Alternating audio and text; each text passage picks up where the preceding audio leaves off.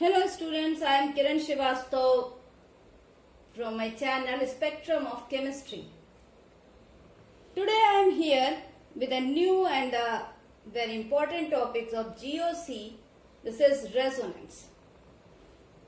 So बच्चों, first I would like to explain what is meant by resonance and why this word is used. Actually, resonance means delocalization.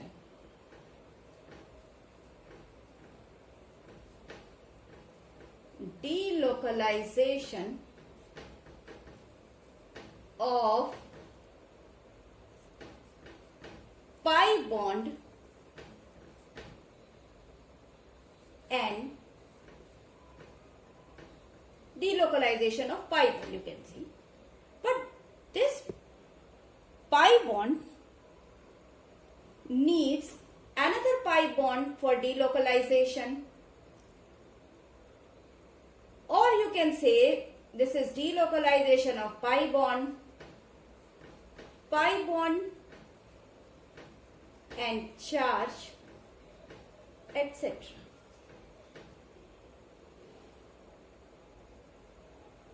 तो बच्चों, ये concept आया ही क्यों delocalisation हो रहा है पाई बॉन्ड चार्ज का डीलोकलाइजेशन हो रहा है, ये चक्कर क्या है, पहले इसको ये समझते हैं.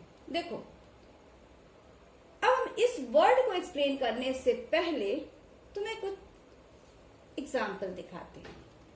इसमें से सबसे पहला एग्जाम्पल बेंजीन है.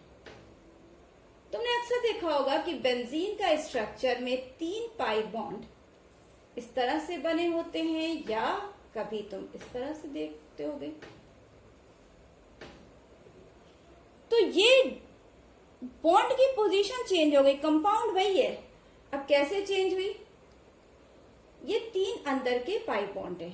ये पाई बॉन्ड इधर शिफ्ट कर गया, ये पाई बॉन्ड इधर शिफ्ट कर गया, ये पाई बॉन्ड इधर शिफ्ट कर गया, तो ये इसमें चेंज हो गया.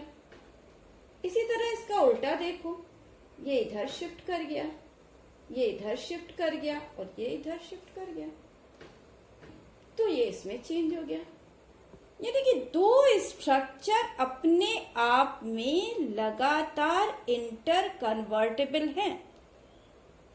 बस यही फिनोमेना डीलोकलाइजेशन कहलाता है, या हम इसको क्या कहते हैं, रेजोनेंस. लेकिन अब क्वेश्चन है कि इससे होता क्या है, ये क्यों हो रहा है.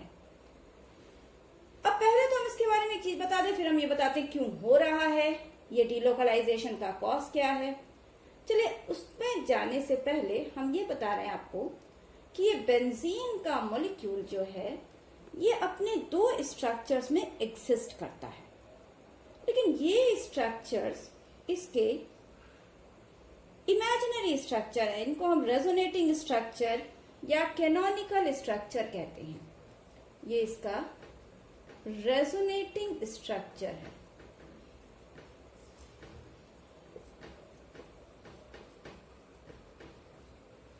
ये रेजोनेटिंग स्ट्रक्चर फर्स्ट है और ये रेजोनेटिंग स्ट्रक्चर सेकंड हो गया. जो एक्चुअल मॉलिक्यूल है वो इस तरह से होता है.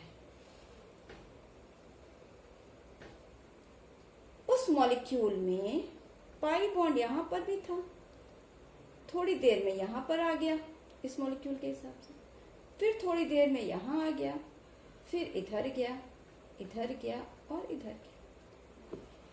यानी पाई बॉन्ड की पोजीशन बराबर चेंज होने से हर कार्बन के बीच में पाई बॉन्ड कैरेक्टर आ गया, और इसे हम कहते हैं रेजोनेंस हाइब्रिड.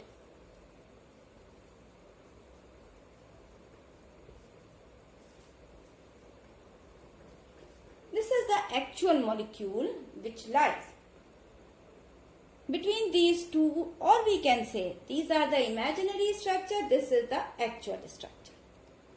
तो अब हम जरा और आते हैं इस बात पे. कोई मॉलिक्यूल अपनी सारी प्रॉपर्टीज को शो करने के लिए एक से ज्यादा स्ट्रक्चर में एग्जिस्ट करता है, and that structures are called as resonating structures और canonical structure. These structures are imaginary structure, but the actual molecule lies or that consists of properties of all the canonical structure, and this is called as resonance hybrid. This is the actual molecule and these are the imaginary structures. इतना समझ में आया? Again I am repeating. To show all the properties, all of its property, a molecule may exist in two or more than two structures. These structures are called as resonating structures. Actually, resonating structures are imaginary structure, and the actual molecule lies among all the resonating structures, which consists of properties of all the resonating structures, and this molecule is called as resonance hybrid. अब ये देखो, ये हो क्यों रहा है? ये हो किस ले रहा है? डीलोकलाइजेशन मीन्स अपनी पोजीशन को चेंज करना, डीलोकलाइट करना. लोकलाइट मीन्स अपनी प्लेस पर रहना, delocalize means to change it position. तो इस डीलोकलाइजेशन के कारण मॉलिक्यूल में पाई बॉन्ड की पोजीशन फिक्स नहीं रह रही, और फिक्स नहीं होती है तो वो अपनी पोजीशन चेंज करता रहता है. अब अगर आप इसके आगे देखोगे ये चेंज क्यों हो रहा है, तो मैं आपको एक बेंजीन का एक स्ट्रक्चर दिखाती हूं. ये देखिए, ये है हाइब्रिडाइज्ड स्ट्रक्चर ऑफ बेंजीन. इस हाइब्रिडाइज्ड स्ट्रक्चर में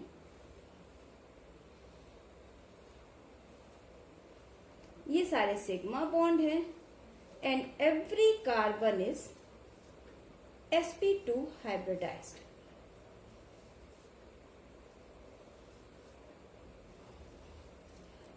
with one unshared electron in each orbit.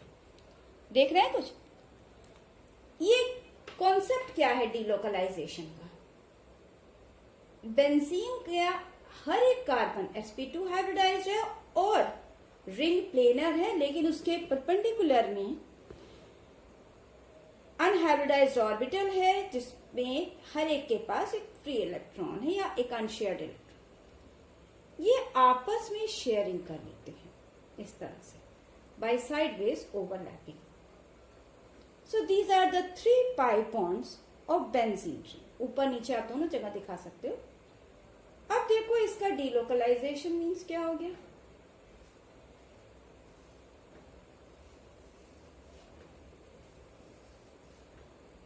अब I think all of you know that pi bond is weaker bond. Weak bond होता है, pi bond is weak bond, तो ये break भी हो जाता है. Now they can change the overlapping. अब अगर ओवरलैपिंग इस तरह से हो गई तो पाई बॉन्ड चेंज हो गया. आप इसको क्या कह सकते हो? Delocalisation of pi bond. अभी पाई बॉन्ड यहाँ था, इधर पे नहीं था, तो ये यहाँ पर आ गया. ये प्रोसेस इतनी फास्ट होती रहती है, बार बार ब्रेकिंग होगी, बार बार ये होगा, तो जिसके कारण जो एक्चुअल मॉलिक्यूल बनकर आता है वो सारे प्लेसेस पर पाई बॉन्ड कंसिस्ट करता है. Partial pi bond character, not 100%, partial pi bond character. और वो स्ट्रक्चर क्या कहलाएगा? Resonance hybrid structure. समझ में आ रहा है आप लोग को? तो पाई बॉन्ड का डीलोकलाइजेशन होता है. अब जरा हम आगे देखते हैं इसके बारे में. ऊपर में मिटा रही हूं, नीचे लिखा हुआ है, आप चाहो तो नोट कर सकते हो. अब हम जरा आते हैं एक टॉपिक पर, एनर्जी पर. एनर्जी, जो रेजोनेंस हाइब्रिड की एनर्जी होती है, energy of resonance hybrid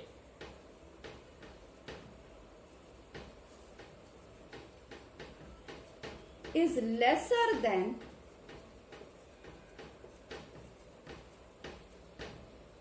energy of any resonating structure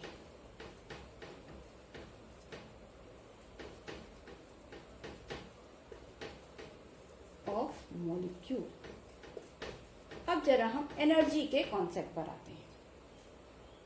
molecule की जो रेजोनेंस हाइब्रिड की जो एनर्जी होती है वो, अब जैसे हमने अभी आपको बेंजीन का रेजोनेटिंग स्ट्रक्चर दिखाया था ना, तो बेंजीन के रेजोनेटिंग हाइब्रिड की जो एनर्जी होगी वो उसके दोनों रेजोनेटिंग स्ट्रक्चर की एनर्जी से कम होगी, है ना. चलिए हम इसको भी हटा रहे हैं यहां से.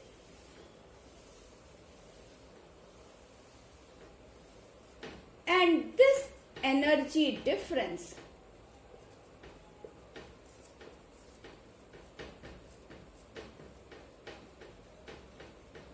is called as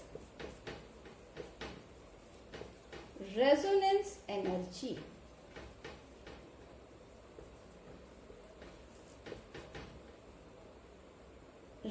Energy of resonance hybrid is always lesser than energy of any resonating structure. Resonating structure कोई भी होगा, लेकिन रेजोनेंस हाइब्रिड की एनर्जी हमेशा किसी भी रेजोनेटिंग स्ट्रक्चर की एनर्जी से कम होगी. और इस एनर्जी को हम क्या बोलते हैं? Resonance energy. तो हम रेजोनेंस एनर्जी का एक फॉर्मूला लिखते हैं. Resonance energy is equal to energy of any resonating structure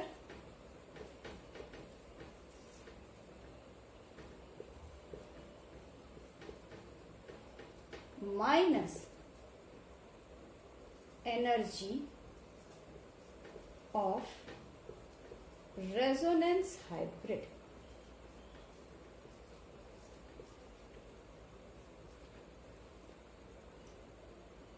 समझ लीजिए कि रेजोनेंस हाइब्रिड की एनर्जी कम होने का मतलब क्या होता है कि वो जो एक्चुअल मॉलिक्यूल है वो लो एनर्जी स्टेट में है, हमेशा उसकी एनर्जी कम होगी. तो वो जितनी ज्यादा लो एनर्जी स्टेट में होगा उतना ज्यादा इसका डिफरेंस होगा और उतना ज्यादा मॉलिक्यूल की स्टेबिलिटी होगी. ये थ्योरेटिकल वैल्यू है और ये एक्सपेरिमेंटल वैल्यू है. तो रेजोनेटिंग स्ट्रक्चर्स की जो एनर्जी है that is the theoretical value, और रेजोनेंस हाइब्रिड की एनर्जी कैसी है? Experimental value, practical value. तो हम क्या कह सकते हैं? रेजोनेंस एनर्जी जितनी ज्यादा होगी मॉलिक्यूल की स्टेबिलिटी उतनी ही ज्यादा होगी. आप यहां कह सकते हो resonance energy is directly proportional to stability. किसी भी stability of molecule, या आप कह सकते हो कंपाउंड.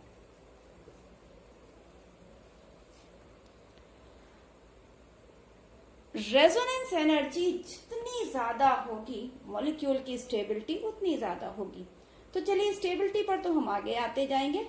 फिलहाल अभी आपने देखा कि अपनी कैरेक्टरिस्टिक को शो करने के लिए, सारी कैरेक्टरिस्टिक को शो करने के लिए मॉलिक्यूल एक से ज्यादा स्ट्रक्चर में एग्जिस्ट करता है. उन सारे स्ट्रक्चर्स को हम रेजोनेटिंग स्ट्रक्चर या कैनोनिकल स्ट्रक्चर कहते हैं. तो if greater the number of resonating structure that we will discuss later on, energy of resonance hybrid that we are discussing here, the energy of resonance hybrid is always lesser than energy of any of the canonical structure, and the difference of these two energies called as resonance energy, and greater the value of resonance energy, greater will be stability of molecule. I said you that this is the theoretical value and this energy is experimental value. This concept is related to stability, so after that we will discuss the stability. So is it clear? तो अब आपने क्या समझा कि delocalisation of pi bond के कारण resonance हो रहा है और रेजोनेंस के कारण मॉलिक्यूल में स्टेबिलिटी आती है। तो अगर इतनी बात क्लियर हो गई, बहुत सारे मॉलिक्यूल हैं, आयंस हैं जिसमें रेजोनेंस होता है, वो हम लोग आगे डिस्कस करेंगे। अभी हम आपको से पहले डिस्कस करते हैं ये कॉज या कंडीशंस फॉर रेजोनेंस।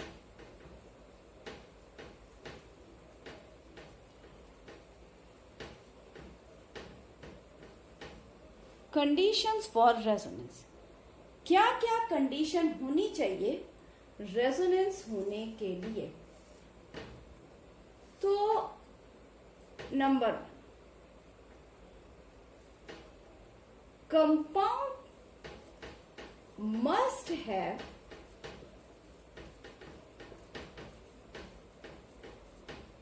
conjugation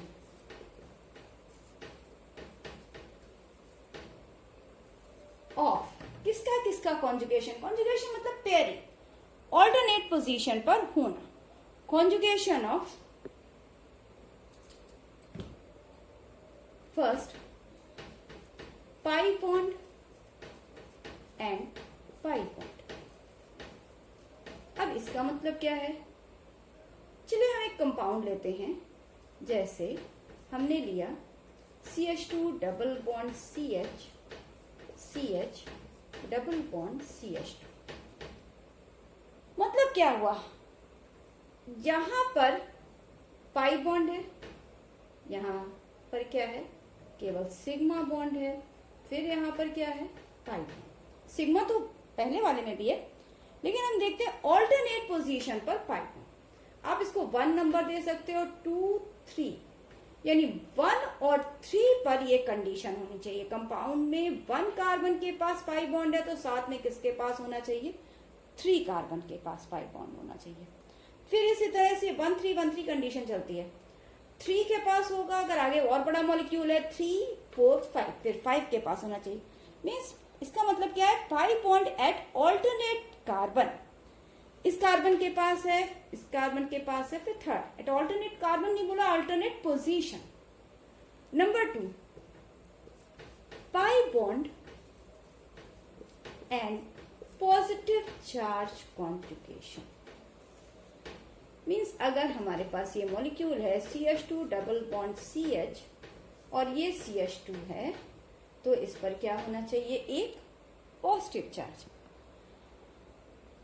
ये भी 1 हो गया, ये 2 हो गया, ये 3 हो गया, या ये 1 ले लो, 2 ले लो, 3 ले लो। तो 1, 3 ऑल्टरनेट पोजीशंस हैं। तो अगर 1 कार्बन के पास पाई बॉन्ड है 1 नंबर, तो 3 के पास क्या होना चाहिए? Positive charge. यहाँ 1 के पास पाई बॉन्ड है तो 3 के पास भी पाई बॉन्ड होना चाहिए।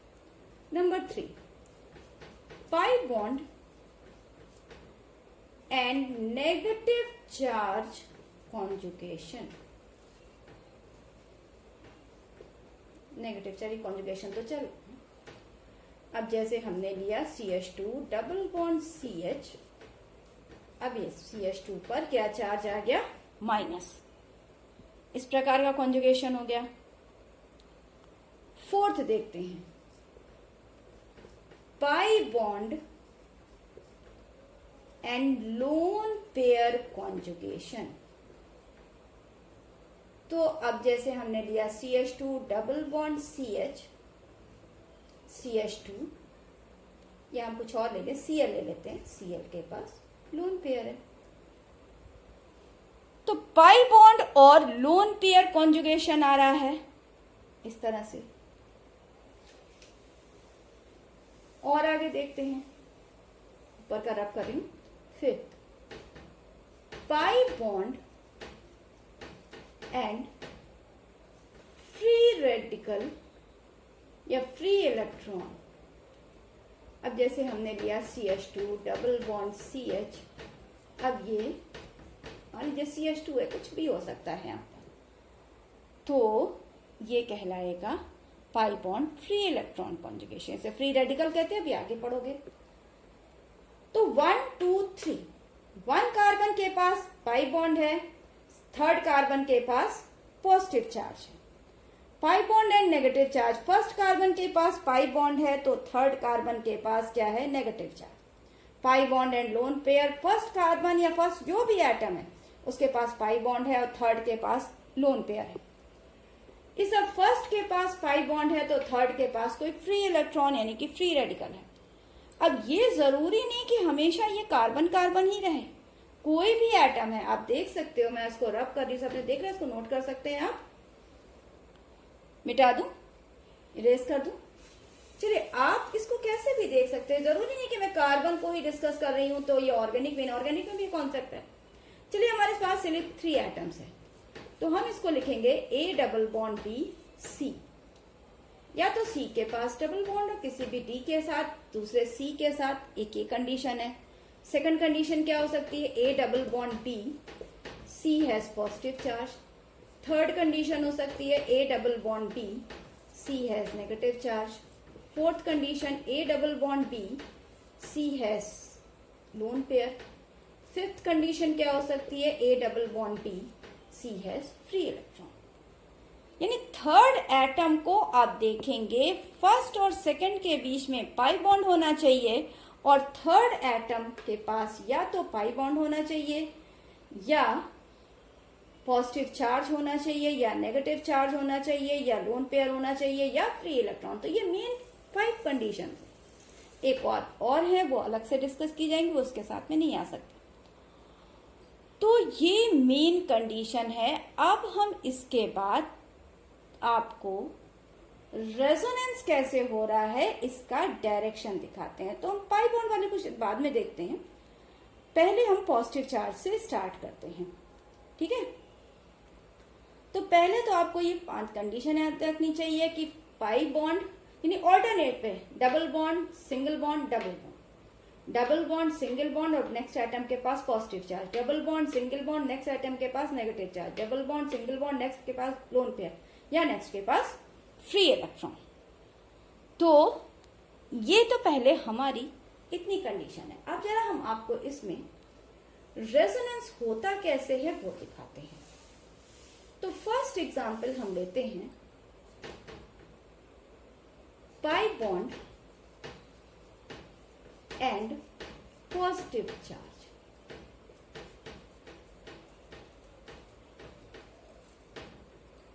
Pi bond and positive charge conjugation. अब तुमको देखना है कि इसमें कैसे हो रहा है रेजोनेंस और क्यों हो रहा है।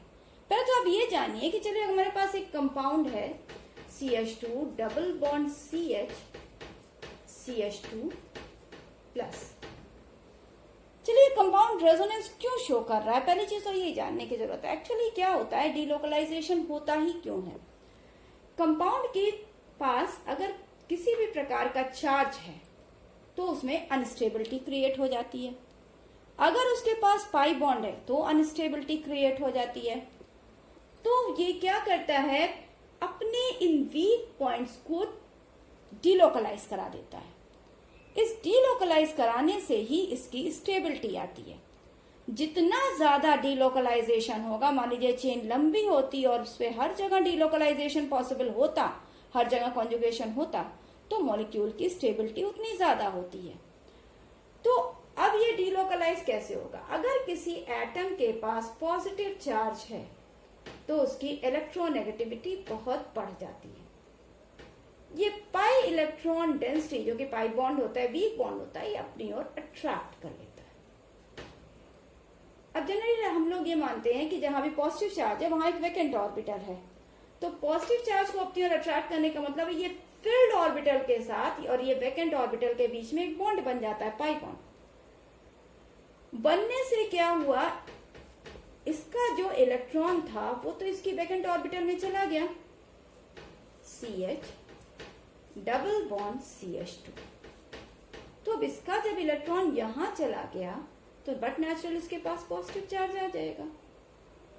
अब फिर यही चीज हो जाएगी, इस पर पॉजिटिव चार्ज है तो वो इस पाई इलेक्ट्रॉन डेंसिटी को अट्रैक्ट करेगा क्योंकि वैकेंट ऑर्बिटल तो यहां आ गई, ये अपनी ओर अट्रैक्ट करेगा और इसमें चेंज हो जाएगा। समझ रहे हैं?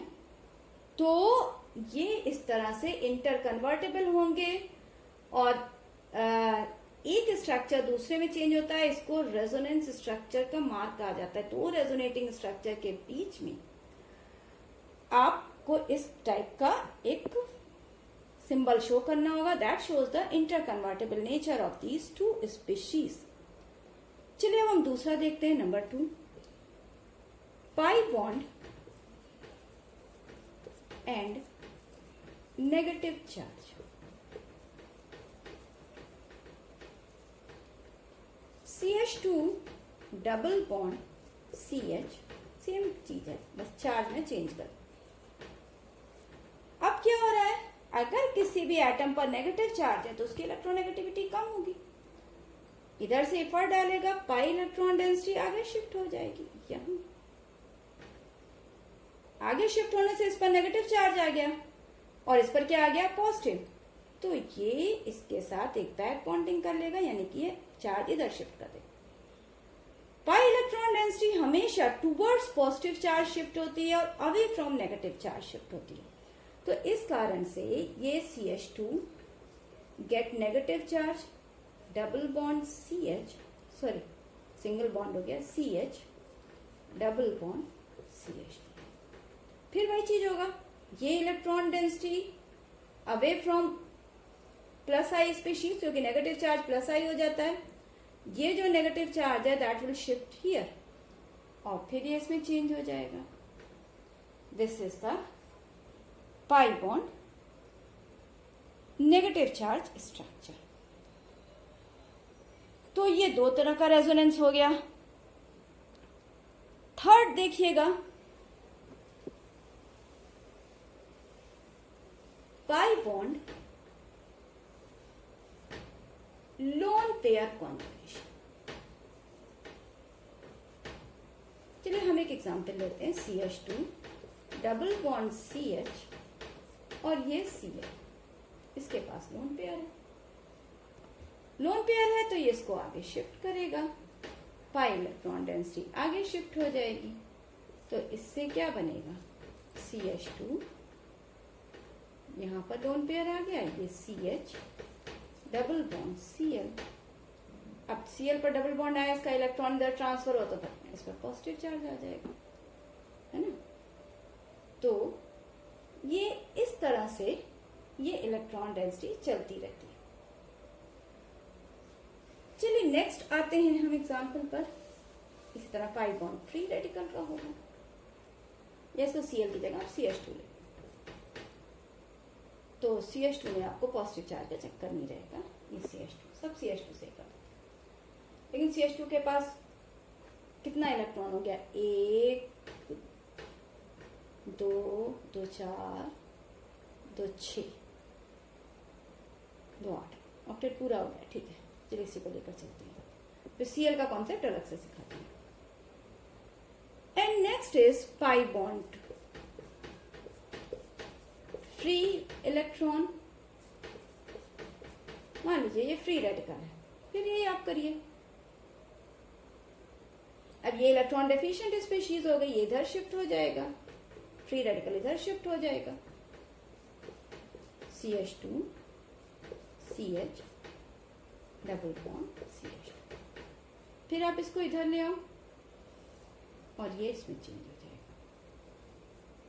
तो ये तो हो गए पाई बॉन्ड इस प्रकार के चेंजेस। एंड लास्ट हम लोग डिस्कस करते हैं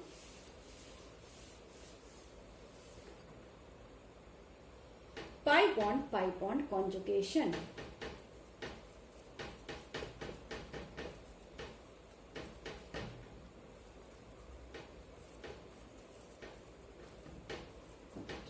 चलिए हमने लिया CH2 डबल बॉन्ड CH।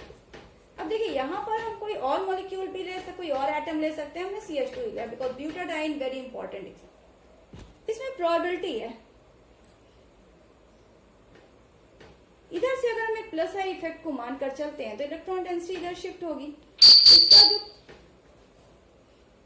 पहला स्ट्रक्चर बनेगा CH2 double bond CH CH plus CH2 minus. ये एक इंटरमीडिएट स्टेट है, हमको शो भी करनी पड़ती है। लेकिन हम इसको आगे दिखाते हैं तो इसमें फिर ये एक सेट ऑफ कॉन्जुगेशन बन गया, pi bond plus charge CH double bond CH CH2 minus, यानी ये इलेक्ट्रॉन डेंसिटी को अपनी ओर अट्रैक्ट करेगा और पॉजिटिव चार्ज इधर शिफ्ट हो जाएगा। तो कभी भी आप ब्यूटाडाइन के रिएक्शन देखोगे तो उसमें 1-2 एडिशन का, क्योंकि एक इंटरमीडिएट स्टेट है, बनती है और बीच में एकदम चेंज हो जाती है। ये इसका मीन स्टेबल स्ट्रक्चर होता है और एडिशन रिएक्शन इसे को 1-4 एडिशन रिएक्शन कहते हैं। तो ठीक है, यहां तक पहले आप इसको अच्छी तरह से समझिए। देन हम इसके बाद इसके कुछ और एग्जाम्पल लेकर नंबर ऑफ रेजोनेटिंग स्ट्रक्चर्स को डिस्कस करते हैं। तो बच्चों अब हम डिस्कस करेंगे इफेक्ट ऑफ रेजोनेंस, और we can say consequences of resonance, यानी रेजोनेंस होने से होता क्या है, फायदा क्या है रेजोनेंस से। तो इसका पहला है resonance provide stability, stability to the molecule.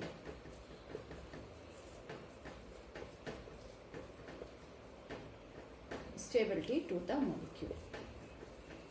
अब ये मॉलिक्यूल को कैसे स्टेबिलिटी मिलेगी? जब कोई कंपाउंड रेजोनेंस शो करता है तो उसमें पाई बॉन्ड और चार्ज का डीलोकलाइजेशन होता है और इस तरह से उसमें स्टेबिलिटी आती है। जैसे हम एक एग्जांपल ले रहे हैं, CH2 CH double bond CH CH double bond CH2। अब ये देखिए इस कंपाउंड में कितने कॉन्जुगेशन है। One set of conjugation is here, another set of conjugation is here. जितना ज्यादा नंबर ऑफ कॉन्जुगेशन होगा उतने ज्यादा रेजोनेटिंग स्ट्रक्चर बनेंगे, यानी आप ये कह सकते हैं जितना सेट ऑफ कॉन्जुगेशन होगा उतने नंबर ऑफ रेजोनेटिंग स्ट्रक्चर बनेंगे। अब ये चार्ज यहां से इधर डीलोकलाइज होगा, फिर यहां से इस कॉर्नर पर जाएगा, जैसे हम तुमको दिखाते हैं। ये पाई बॉन्ड है, ये चार्ज डेंसिटी को अपनी ओर अट्रैक्ट कर रहा है, sorry charge density pi bond को अपनी ओर अट्रैक्ट कर रही है। तो CH2 C डबल बॉन्ड यहां आ जाएगा, CH CH plus CH double bond CH2। अब क्या होगा, ये एक इसका रेजोनेटिंग स्ट्रक्चर होगा, ये पीछे इसमें भी चेंज हो सकता है। अब ये पॉजिटिव चार्ज इस इलेक्ट्रॉन डेंसिटी को अपनी ओर अट्रैक्ट करेगा, तो कैसे चेंज होगा, CH2 double bond CH CH double bond CH CH2 plus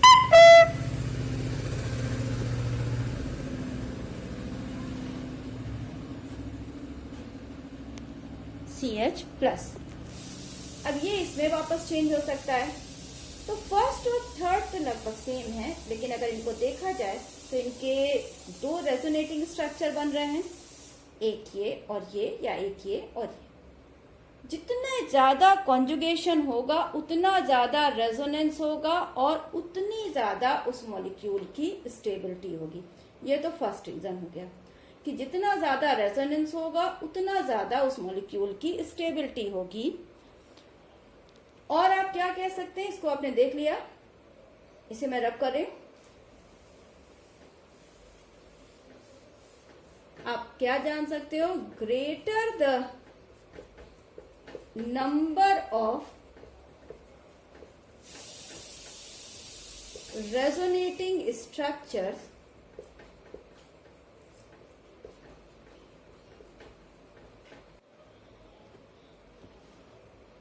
resonance के कारण बॉन्ड लेंथ सेम हो जाती है। जैसे मैं आपको एक एग्जांपल दे रही हूं,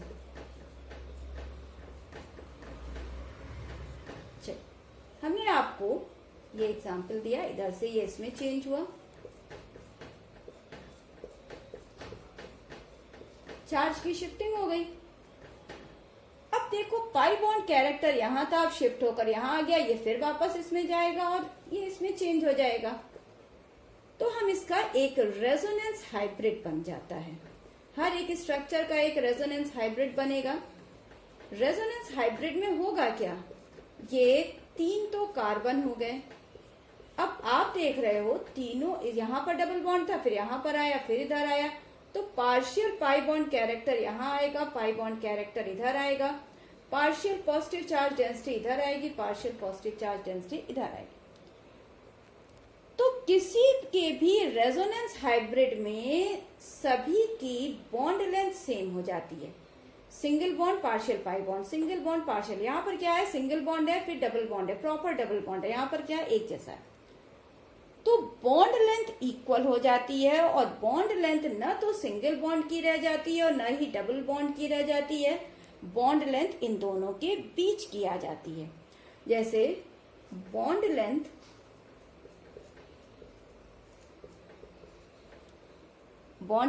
of CC single bond is greater than C double bond C is greater than C triple bond C।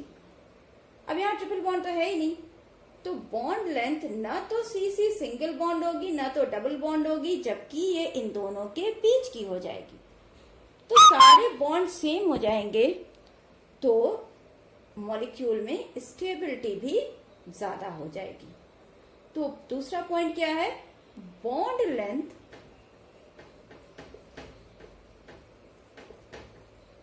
becomes similar, bond length एक जैसी हो जाती है।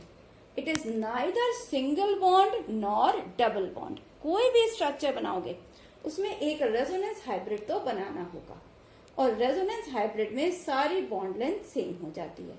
तो क्या क्या मेन 2 इफेक्ट हैं। एक है कि जितने ज्यादा नंबर ऑफ रेजोनेटिंग स्ट्रक्चर होंगे उतनी ज्यादा स्टेबिलिटी होगी, तो रेजोनेंस स्टेबिलिटी प्रोवाइड करता है। दूसरा क्या होता है, बॉन्ड लेंथ सेम हो जाती है, चार्ज का इक्वल डिस्ट्रीब्यूशन हो जाता है, इस कारण से भी मॉलिक्यूल में स्टेबिलिटी आ जाती है। चलिए हम कुछ और एग्जांपल्स भी लेते हैं।